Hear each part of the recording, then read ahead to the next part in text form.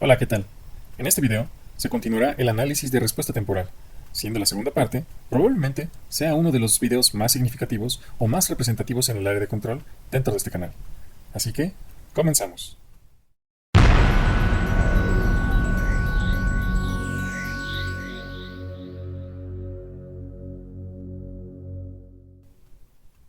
Como ya se mencionó en el video anterior, la respuesta temporal básicamente está dividida en dos partes, la respuesta transitoria y la respuesta estacionaria. Continuando con nuestro camino con la respuesta transitoria, ahora toca el turno del análisis de respuesta transitoria de sistemas de segundo orden. En particular, los sistemas de segundo orden se muestran a continuación en este esquema de bloques o bien mediante la siguiente función de transferencia, que es la reducción de este diagrama de bloques, donde nuevamente podemos identificar el parámetro K como la ganancia del sistema. En general, el parámetro K aparece en todos los tipos de sistemas, ya que finalmente se trata de relacionar cómo cambia la salida con respecto a la entrada en cuanto a cantidades. Es decir, la ganancia se sigue manteniendo como concepto aún en estado estacionario. Así que tanto en estado transitorio como en estado estacionario, la K tiene el mismo concepto o la misma definición, que es la relación de magnitudes entre la magnitud de salida y la magnitud de entrada. Yendo a los parámetros que representan a los sistemas de segundo orden, encontramos unas diferencias. En particular, encontraremos que se puede definir dos parámetros principales. El primero, conocido como G, y el segundo, conocido como la frecuencia natural no amortiguada u omega n. Para entender más a detalle estos parámetros, vamos con el siguiente análisis. En sí, como se sabe, la ecuación característica del sistema de segundo orden viene del polinomio del denominador. Extrayendo ese polinomio e igualándolo a cero, podemos conocer sus raíces aplicando la fórmula general de segundo orden. Y es así que nosotros podemos tener diferentes valores, en general 2, porque es de segundo orden, de los polos del sistema. Estos polos o estos casos pueden ser distintos según los valores de G y de omega n. Vamos a ello. Para esto vamos a emplear como inicio y sin pérdida de generalidad la respuesta al escalón, sabiendo que la respuesta transitoria o sus características transitorias son independientes de cuál sea la señal de entrada. Así que tomamos una señal de entrada típica estándar, como es la señal escalón, y posteriormente podemos analizar qué sucede con otros tipos de respuestas, sabiendo que el transitorio no va a cambiar en cuanto a sus características principales que se van a analizar en este punto.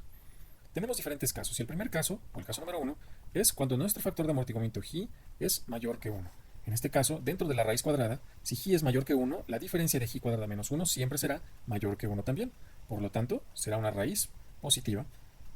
Teniendo en cuenta que fuera de la raíz está un signo más y un signo menos, el resultado de esa raíz multiplicado por omega n se va a sumar y a restar, y así tendremos dos lambdas o dos polos reales y diferentes. En este caso, uno de los dos estará más cerca del eje imaginario, lo cual también ya se habló en los sistemas de primer orden, que significa que es el polo dominante o el que está más cerca porque es el que tiene dinámica más lenta. Si se compara una respuesta de primer orden contra un sobreamortiguado, como lo estamos viendo en la gráfica, uno de primer orden se observa que tiene un determinado tipo de respuesta, pero que el sobreamortiguado, que es el que tiene dos polos, el polo que está más cerca genera un mayor retardo, ¿verdad? Entonces, su respuesta temporal al escalón típica tendría la siguiente forma: sería una constante más el producto de constante por dos exponenciales, ¿no? Bueno, por una exponencial y luego por la otra exponencial. Pero finalmente la suma de estas exponenciales es lo que genera esta forma como de curva o de S alargada, lo cual es característica de una respuesta sobreamortiguada o de un sistema sobreamortiguado porque tiene su factor de amortiguamiento mayor que 1. Luego viene el caso número 2. En el caso número 2 tendremos un factor de amortiguamiento G exactamente igual a 1. ¿Qué ocurre en ese caso? Dentro de la raíz cuadrada, G cuadrada da 1. Menos 1 se eliminan. Por lo tanto, tanto el positivo como el negativo se eliminan y solamente nos queda omega n. ¿Qué sucede aquí? Ah, claro, porque era menos G omega n, ¿recuerdan? Entonces, como G ahora vale 1, pues entonces 1 por omega n queda omega n. Y por lo tanto, aquí se tendrán las dos raíces, porque siempre seguirán siendo dos polos, pues es de segundo grado, pero ambas reales y repetidas. Es decir, en una misma ubicación se encuentran dos polos reales repetidos. Este caso suele ser muy parecido al sobreamortiguado, pero se le conoce más bien como críticamente amortiguado o simplemente como amortiguado. Entonces, una respuesta amortiguada o críticamente amortiguada, a diferencia de la sobreamortiguada, no es tan lenta, no tiene tanto retraso, pero tampoco es igual que una de primer orden. Aquí podemos observar la comparación entre un primer orden, un amortiguado y un sobreamortiguado. Su respuesta, por lo tanto, será igual a la suma de una constante más constante por exponencial más constante por t por e exponencial, ¿verdad? Entonces así es como se obtiene la respuesta temporal de un sistema críticamente amortiguado o simplemente amortiguado. Para el caso número 3, se tiene el caso más representativo de los sistemas de segundo orden, ya que el factor de amortiguamiento será positivo, pero será mayor que 0 y menor que 1. Ujú. En este caso, dentro de la raíz cuadrada, como ji se encuentra al cuadrado, un número menor que 1 elevado al cuadrado es todavía menor. Por lo tanto, dentro de la raíz cuadrada aparecerá un signo negativo. Es bien sabido que la raíz cuadrada de un signo negativo es igual a un número imaginario, o así es como se define. Por lo tanto, al invertir lo que está dentro, o sacar el signo negativo como la raíz cuadrada de menos 1 igual a j o a i, podemos invertir el signo dentro de la raíz cuadrada y sacar el número imaginario fuera, precisamente de esa raíz cuadrada. Básicamente lo que estoy haciendo es multiplicar por menos 1 dentro y ese menos 1 sacarlo como el número imaginario. Entonces, en este caso, en el caso número 3, cuando tengo un factor de amortiguamiento entre 0 y 1, lo que se obtendrá son raíces complejas conjugadas porque tendrán su parte real y su parte imaginaria. Aquí vendrán diferentes conceptos muy interesantes que se van a ver a la posterioridad, pero básicamente lo que se hace es definir ji por omega n igual a sigma, que sería la parte real de sus polos, y todo lo que está multiplicado por j, que sería omega n por raíz de 1 menos ji cuadrada, eso será definido como omega d, o la frecuencia natural amortiguada. Una respuesta temporal a la entrada de escalón resultará ser la siguiente, será constante multiplicada por constante por exponencial por función seno. Esta combinación me da precisamente la parte real, que es la exponencial, y la parte imaginaria, que está dada por la frecuencia de oscilación de onda. Entonces, lo que resulta es esta onda senoidal, pero atenuada de manera exponencial, tal y como se muestra aquí en la figura. Y por último, en el caso número 4, se observa el caso en el que el factor de amortiguamiento ji es igual a 0. En este caso, esa respuesta se conoce como una respuesta no amortiguada, o que el sistema no es amortiguada. En este caso, si el factor de amortiguamiento es igual a 0, se observa que lo que tenía como la parte real se elimina, y dentro de la raíz también se elimina, quedando solamente raíz de 1, que es igual a 1, y quedando más o menos j omega n, es decir, tendré raíces o polos puramente imaginarios conjugados, uno en la parte imaginaria positiva y otro en la parte imaginaria negativa. Al no tener el factor de atenuación, que es decir, la exponencial, entonces la onda senoidal será la predominante en la respuesta, es decir, la respuesta será una onda senoidal desplazada en una unidad de magnitud, es decir, que el origen ya no empieza aquí en 0, ¿no? Sino que empieza, 0 es aquí abajo, y empieza en un valor distinto, en este caso el k por a que tenemos inicialmente de nuestra función escalón, ¿verdad? Es este k por a, es este de aquí. Entonces, es nuestra función senoidal, que a diferencia de la que muestro aquí en color rojo, esta sería una subamortiguada, esta sería con polos complejos conjugados, mientras que la que está aquí en azul es una respuesta no amortiguada. Como se observa en los 4 casos planteados, el tercer caso es el más representativo de los sistemas de segundo orden, ya que combina la parte real y la parte imaginaria de los polos resultantes, lo que da una respuesta única. Si bien en los primeros 2 casos donde tenemos polos reales ya sea repetidos o diferentes, la respuesta está dada por una función exponencial. Esta en ningún momento va a oscilar. Sin embargo, la última respuesta del último caso, que es la no amortiguada, sí tenemos una respuesta oscilatoria, pero no atenuada, ya que no cuenta con la parte real. Es por ello que tomaremos la respuesta subamortiguada como la respuesta insignia de los sistemas de segundo orden. Y es por ello que a continuación daremos más detalle sobre esta respuesta. Pues bien, tomando como punto de inicio el mapa de polos y ceros, vamos a observar que de hecho la relación que existe entre la frecuencia natural no amortiguada, la frecuencia natural amortiguada y la atenuación es una relación de Pitágoras, ya que se forma un triángulo rectángulo entre la parte real, la parte imaginaria y precisamente la frecuencia natural no amortiguada. En consideración con esto se puede sustituir en la respuesta al escalón la frecuencia natural amortiguada cuadrada, es decir, omega n cuadrada. Tomando en cuenta que la UDS es A sobre S, tendríamos el producto GDS por UDS para obtener la respuesta al escalón, en este caso de magnitud A. Haciendo la sustitución entonces de Pitágoras, tendremos que en lugar de omega n cuadrada será sigma cuadrada más omega d cuadrada. Haciendo un truco matemático de sumar y restar unos términos, completamos un binomio cuadrado perfecto, el cual se va a eliminar con el denominador de abajo, restando solamente la S. Y para el término que tiene S cuadrada y 2 sigma S, se puede factorizar S, y así se elimina la otra S del otro término, y lo separamos ya en fracciones. Al haber hecho este truco matemático de separarlo, ya tendremos el k por a por 1 sobre S menos esta función resultante, que podemos separar en 2 a la vez, en S más sigma y sigma, porque sigma más sigma pues da 2 sigma, ¿no? Entonces así, al momento de aplicar la transformada inversa de Laplace, tendremos que 1 sobre S pues es una constante, en este caso 1, el S más sigma sobre todo el denominador nos va a dar la función exponencial por coseno, mientras que este término que queda independiente o adicional va multiplicado por la exponencial por la función seno. Al aplicar, vuelvo a ganar la transformada inversa de Laplace. De aquí vamos a utilizar una propiedad trigonométrica factorizando la exponencial de senos y cosenos. Aquí tendremos coseno de omega de t más una constante por seno de omega de t. Pues bien, esta propiedad trigonométrica dice lo siguiente, que a seno de x más b coseno de x será igual a raíz cuadrada de a cuadrada más b cuadrada por seno de x más phi, donde este phi es un desplazamiento o un corrimiento dado por el arco tangente de a sobre b. donde en este caso, pues A y B son la parte imaginaria y la parte real respectivamente. Para ello se observa entonces que la salida y de t resultante en el dominio del tiempo será k por a por 1 menos omega n sobre omega d por la exponencial por la función seno. Es decir, la respuesta senoidal oscilatoria, pero atenuada de manera exponencial, ¿no? Eso es lo que nos está diciendo en esta respuesta temporal a la función escalón, tal y como lo pudimos ver anteriormente y como lo vamos a ver a continuación. Por último, nada más mencionar que si se desea tener la respuesta temporal en términos de g y omega n, como la función de transferencia inicial, pues sería simplemente sustituir los valores de sigma y de omega d en cada uno de los casos para obtener cómo se muestra aquí en esta respuesta final. A continuación, se describen algunas fórmulas y características de la respuesta subamortiguada a partir de la señal de entrada tipo escalón. En este caso, la gráfica es la siguiente. Como ya se observó, se tiene una respuesta subamortiguada o oscilatoria atenuada de manera exponencial. De esta podemos observar varias características ya conocidas. Por ejemplo, si tenemos el 100% de la respuesta final, siempre podemos trabajar como porcentaje. El porcentaje de la respuesta que sobrepasa el valor final se le llama sobretiro o sobreimpulso. Y el porcentaje de sobreimpulso se calculará de la siguiente manera. Será 100 multiplicado por e a la menos pi sigma sobre omega d. O bien, sustituyendo sigma y omega d, se quedan solamente en términos de g, que es el factor de amortiguamiento. Es decir, 100 por e a la menos pi por g sobre raíz de 1 menos g cuadrada. De este último, si se desea saber cuál es el factor de amortiguamiento que da determinado porcentaje de sobreimpulso, entonces se puede despejar g. Al despejar g en términos del porcentaje de sobreimpulso deseado o en un porcentaje determinado, pues se puede obtener el factor de amortiguamiento correspondiente. También se tienen varios tiempos que describen características importantes o interesantes del sistema, empezando por ejemplo por el tiempo de levantamiento, el t subíndice r o rise time. Este tiempo se obtiene a partir de la siguiente formulación, que será pi menos beta, siendo beta el arco tangente o tangente al menos 1, de omega d sobre sigma, o sea, la parte imaginaria sobre la parte real, todo eso dividido entre omega d. No olvidar que esto tiene que estar en radianes. Por otro lado, se tiene el tiempo pico, es decir, el tiempo en el que ocurre el pico de sobreimpulso o el valor máximo de la respuesta temporal. En este caso, se observa que es de cresta a cresta, pero de la cresta inferior a la cresta superior. Eso es medio ciclo, o sea, pi. Y es por eso que se obtiene como pi sobre omega d, ya que omega d es la frecuencia en la que está oscilando esta respuesta, que es la frecuencia natural amortiguada.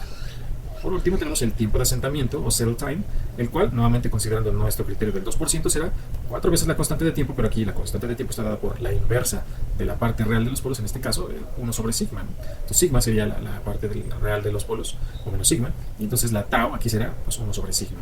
De ese modo, el tiempo de asentamiento resultante será 4 sobre sigma. Ahora toca el turno de ver algunos ejemplos donde se pueden aplicar estas fórmulas. Si bien aquí vamos a observar los resultados de los cálculos ya elaborados, esto se puede realizar mediante una calculadora o una computadora con un software especializado para realizar dichos cálculos. Empezando entonces, tenemos el ejemplo número 1, el cual nos muestra o nos solicita obtener las características de respuesta subamortiguada para un sistema masa resultante amortiguador. Para ello, se nos presenta la función de transferencia resultante de su modelo. En la solución, lo que se hace es, de manera estandarizada, obtener la función de transferencia estándar, es decir, con coeficiente en la potencia de orden más alto en el denominador, igual a 1. Simplemente se observa que tanto en el numerador como en el denominador se multiplica por 0.5 y así nos eliminamos o hacemos que este coeficiente se vuelva a 1. De esa manera, en el numerador queda 0.5, denominador s cuadrado más 2s más 3. Analizando este último polinomio, se observa que, de hecho, aplicando la fórmula general de segundo orden, las raíces o los polos serán menos 1 más menos raíz de 2j. También se observa de aquí y de acá que de hecho sigma será igual a 1 radian sobre segundo, omega d igual a raíz de 2 y por fórmula de Pitágoras se puede saber, pero aquí también se podría deducir que la frecuencia natural no amortiguada es raíz de 3 radianes sobre segundo. De todos estos valores se puede encontrar entonces el factor de amortiguamiento, que es g. G en este caso resulta ser 1 sobre raíz de 3, ya que recordar que sigma es igual a g por omega n y entonces g será igual a sigma sobre omega n. Sigma vale 1, omega n vale raíz de 3. Es de ahí de donde se calcula el factor de amortiguamiento. Lo siguiente es que con este valor se sustituye en el porcentaje de sobreimpulso para saber para el valor de g, o con sigma y omega d, en este caso sí está, sigma igual a 1, omega d igual a raíz de 2, se obtiene un 10.84% del valor final. También se calcula el tiempo de levantamiento y el tiempo pico con las fórmulas vistas previamente. Ambas deben estar en segundos y el tiempo pico deberá ser mayor que el tiempo de levantamiento y el tiempo de asentamiento debe ser el mayor de todos, en este caso 4 segundos. Se observa que aquí en la gráfica aproximadamente en 4 segundos se alcanza el estado estacionario o es lo que dura el transitorio. Por último, también no menos importante, se debe observar que en el numerador de la función de transferencia se tenía k omega n cuadrada igual a 0.5. Si ya conocemos omega n cuadrada será raíz de 2 al cuadrado. Entonces eso me da 2, ¿verdad? Entonces 2k igual a 0.5 significa que k, perdón, raíz de 3, quise decir raíz de 3. Entonces raíz de 3 al cuadrado da 3. Entonces 3 igual a 3k igual a 0.5 significa que k será igual a 0.5 sobre 3, por lo que es lo mismo, un sexto, es decir, 0.1666, ¿no? Entonces esa será la ganancia y por lo tanto el valor final, el k por a, pues es 0.1666. Tomando en cuenta una señal de entrada escalón, es decir, la magnitud a, en este caso, será igual a 1. Cuando no se especifica, se asume que las unidades o las medidas utilizadas son unitarias o normalizadas. En el ejemplo número 2, vamos a ver un dato más interesante. En el ejemplo 2, se nos muestra un diagrama de bloques de un lazo de control con retroalimentación interna o también llamada retrotaquimétrica. Aquí se desean 3 puntos principales. La primera es calcular las cantidades de mérito descritas previamente para un valor de ganancia KD igual a 0, es decir, sin la retrotaquimétrica. En el inciso B sí vamos a considerar la retrotaquimétrica, pero vamos a calcularla de tal manera que cuando se tenía el sistema sin la retrotaquimétrica, se obtenía un sobreimpulso o un porcentaje de sobreimpulso determinado y la vamos a introducir para reducir ese sobreimpulso a la mitad. Finalmente, se van a calcular las cantidades de mérito con esta nueva retrotaquimétrica y vamos a comparar cada una de ellas. Empezando entonces por el punto número 1, si hacemos la simplificación del lazo cerrado sin la retro interna, lo que se obtiene es la función de transferencia del lazo cerrado que está presente aquí. De hecho, aquí está considerada la retrotaquimétrica, pero al ser 0, observamos que quedaría simplemente 3s. Pues bien, de la función del inciso A, 20 sobre s cuadrado más 3s más 20, al igualarla a la fórmula general de segundo orden, pues evidentemente observamos que omega n será igual a la raíz de 20, que eso da 4.47 radianes sobre segundo, que sigma, que está aquí 2 veces sigma igual a 3, entonces sigma será igual a 3 medios, o lo que es lo mismo, 1.5 radianes sobre segundo. Con omega n conocida y sigma conocida, se despeja para obtener el factor de amortiguamiento G, que será igual a 1.5 sobre raíz de 20, lo que resulta en 0.33. Y, por supuesto, por la relación de Pitágoras, se puede calcular omega d igual a raíz cuadrada de omega n cuadrada menos sigma cuadrada, lo cual resulta igual a 4.21 radianes sobre segundo. Muy importante, por desigualdad del triángulo, sabemos que omega n tiene que ser mayor que omega d. Y como se puede verificar, esto se cumple aquí. Omega n es 4.47, mientras que omega d 4.21 es menor. Por otro lado, tenemos el porcentaje de sobreimpulso obtenido sin retrotaquimétrica, sustituyendo los valores de sigma y de omega d, lo cual resulta en un 32.67%. Los tiempos, el tiempo pico, en el que ocurre el valor más alto, que será de 0.74 segundos, el tiempo de asentamiento, que es mayor, 2.66, y el tiempo de levantamiento resultante, que es 0.45, que es menor al tiempo pico. Entonces todos los valores corresponden, todos son congruentes con las características de la respuesta transitoria de segundo orden. Haciendo ahora el cálculo, vamos a ver cuánto se necesita para que sea la mitad. La mitad del porcentaje anterior, que era 32.67%, será de 16.36%. Esto corresponde a un factor de amortiguamiento deseado mayor. ¿Sí? Si queremos que se reduzca el sobreimpulso, tenemos que aumentar el factor de amortiguamiento. Entonces, al hacer el cálculo correspondiente entre el valor deseado del sobreimpulso, el factor de amortiguamiento resultante será de 0.49, aproximadamente 0.5, ¿no? Y entonces, con la frecuencia natural no amortiguada, esa se mantiene igual porque el sistema sigue teniendo esta misma característica de oscilación o frecuencia de oscilación, pero ahora vamos a aumentar el factor de amortiguamiento. Y entonces, ¿qué quiero decir con que se mantiene igual? Con que sigue siendo aquí 20 igual a omega n cuadrada. Pero ahora sí tendremos la KD. Todos los valores conocidos, por lo tanto, si al comparar 3 más 20 KD igual a 2G omega n, 20, ya habíamos dicho omega n cuadrada, pues se puede observar que este 3 más 20 KD igual a 2G omega n, pues despejar la KD de tal forma que lo obtenemos en función del G calculado, del omega n que sigue siendo la misma, y de todos estos parámetros de la función de transferencia, resultando una ganancia derivativa o KD igual a 0.0734.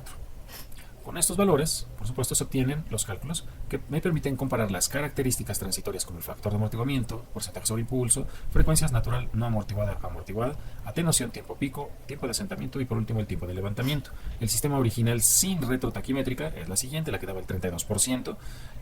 Tenemos el factor de amortiguamiento de 0.33, una frecuencia natural no amortiguada mayor que la amortiguada, su atenuación, sus tiempos pico de asentamiento y de levantamiento.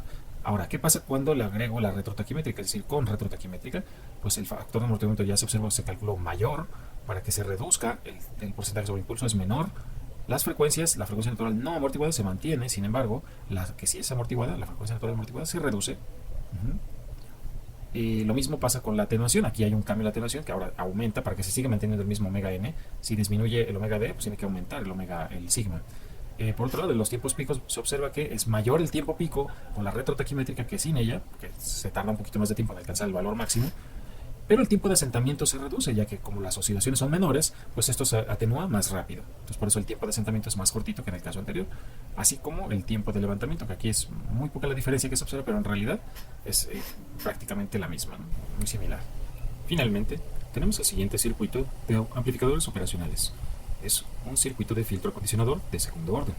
Tenemos dos capacitores, lo cual nos muestra el orden del sistema, uno de 100 microfarads y el otro de 10 microfarads. Tenemos una resistencia variable y la función de transferencia resultante de este circuito. La pregunta es determinar el valor de esta resistencia variable necesario para que el sistema presente un factor de amortiguamiento de raíz de 2 sobre 2. Esto por supuesto será menor que 1, es decir, nos dará una respuesta subamortiguada. Y por último calcular las cantidades de mérito respectivas, es decir, porcentaje sobre impulso, tiempo pico, de asentamiento, atenuación y frecuencia natural amortiguada. Entonces nos llevamos la función de transferencia a su forma estándar para ubicar esto de aquí arriba como k omega n cuadrada o omega n cuadrada, que de hecho son lo mismo, es decir, que en este caso k es igual a 1, y lo que está aquí en medio, el 1 sobre R1C1, como el 2G omega n, justamente como está aquí.